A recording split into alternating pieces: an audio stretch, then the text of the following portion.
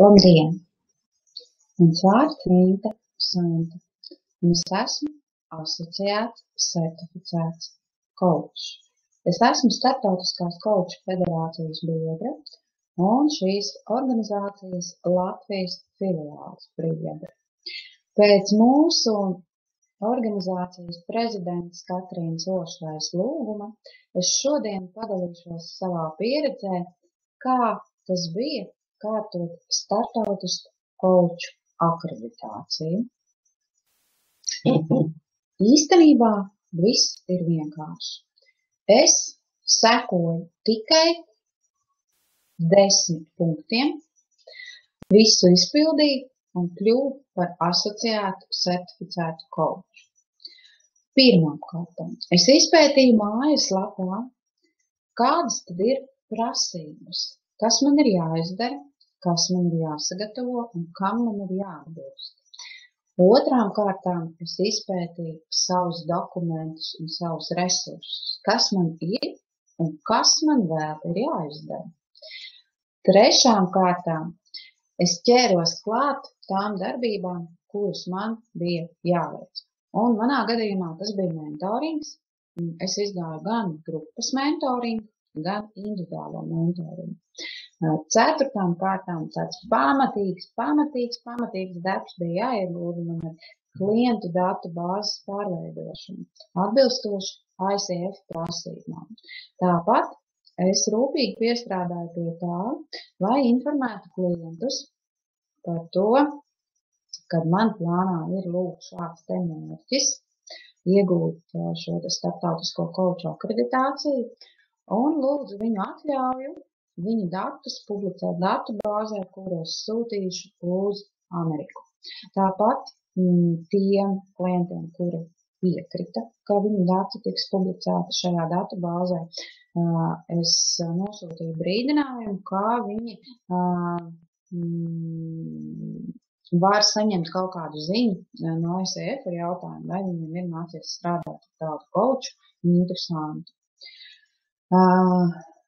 Nākamais mans solis, 5. jau pēc kārtas, ir dokumentu sagatavošana tādā formātā un tādā veidā, kā to prasīja Starptautiskā kouču federācija. Ieskanēt, sarakstīt, saprast visu pa punktiem, tā kā to prasa, tā kā tas ir aprakstīts šajās prasībās. Nākamais jau 6. solis bija pieejas iegāde. Pieejas iegāde tiešsaistē. Un tad, kad jau es biju šo pieeju iegādājusies, tad es nonācu vietā, tas ir 7. punkts, kur es varēju augšuplādēt visus nepieciešamos dokumentus, aizpildīt šo te pieejas formu, pieteikuma formu, un, kad to es biju izdarījis, spiest send un gaidīt atbildi, vai tad es atbilstu tiem kritērijiem vai neatbilstu. Un tad pienāca, priecīgais mirklis. Jā, es atbilstu, punkts 8 ir īstenojies. Es atbilstu šiem te kritērijiem un man tika izsūtīta pieeja kouču zināšanu novērtējumu testam. Un tāda pienāca kārta 9. punktam, kārtot kouču zināšanu novērtējumu testu. Tas bija tiešsaistes tests, paņēma gandrīz vai 3 stundas no manas dzīves un vairākus sirmus matus. Un visādi tur gāja, bet galu galā es nonācu pie 10. punkta. Es iegūšos ilgi gaidītos un kārotos burtus ACC, un tagad esmu asociēts certificēts koučs. Kas visā šai procesā bija man grūti un kas man sagādāja? Kaut kādus krenķus. Netik daudz krenķus, kā laikietilpīgi bija klientu tabulas pārveide. Diezgan daudz laika pagāja, kamēr es pārveidotu atbilstoši ICF prasībām. Otra lieta bija šis skrupulozais darbs, visu klientu informēšanu par to procesu, ko es gatavojos darīt.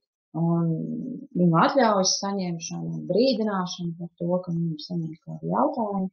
Un trešā lieta, kas tiešām bija kaut kādu laiku problēmas, bija pārvarēt to studentiski skolniecisko baiļu sindromu. Eksāmens, kā tas tagad būs, vesels 3 stundas, es kārtošu eksāmenu. Bet, viss jau beigās bija labi. Tas, kas bija negaidīti, es nebiju gatava tam, ka varētu būt kaut kādas problēmas ar šo te online eksāmenu. Diemžēl tā gadījās, par cik mēs bijām vieni no pirmajiem cilvēkiem, kas šo eksāmenu kārtoja krievu valodā. Mēs pie reizes arī testējam šī eksāmena pareizību. Un, tā sanāca, ka mēs bijām tie, uz kuriem atklājās, ka šajā eksāmenā ir vienkārši kļūda. Kas bija forši un kas ir tāds iedvesmas moments visā šajā procesā, bez tā, kad iegūst, kad nokārto šo te starptautisko coachu akreditāciju. Ļoti forši priekš manis bija saņemt klientu algoritmisko saiti. Es nebiju gatava tam, ka uz manu ziņu par maniem plāniem un manu jautājumu par atļauju publicēt savus datus šajā datu bāzē, saņemšu tik pozitīvu reakciju no saviem klientiem.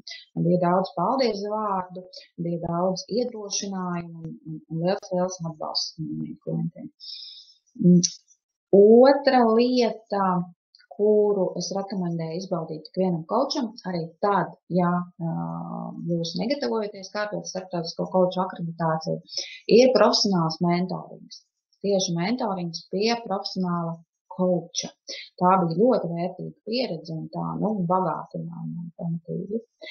Un trešā lieta, kuru man nācās piedzīvot pateicoties tam, ka bija tādi apstākļi ar to online testu, kā viņam tur nebija visi īsti kārtībā, es piedzīvoju ļoti foršu pleca sajūtu no saviem kolēģiem visā pasaulē. Mēs burtiski bijām tāda komanda, kas risināja šo jautājumu un nelikāmies mierā, kamēr šis jautājums bija atrisināts. Mēs viens otru atbalstījām un bijām, tādi iedvesmas avots viens otram šo jautājumu risināšanas ceļā. Un tiešām kopīgas mūsu sadarbības rezultātā mums šo jautājumu izdevās atrisināt.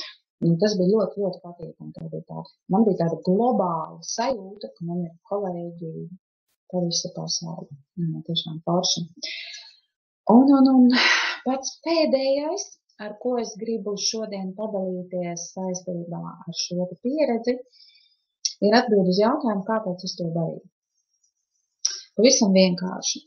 Tā ir mana skaidra un skaļa deklarācija, ka es atbalstu tos principus, tos standartus, kurus deklarē Starptautiskā coacha federācija attiecībā uz coachingu.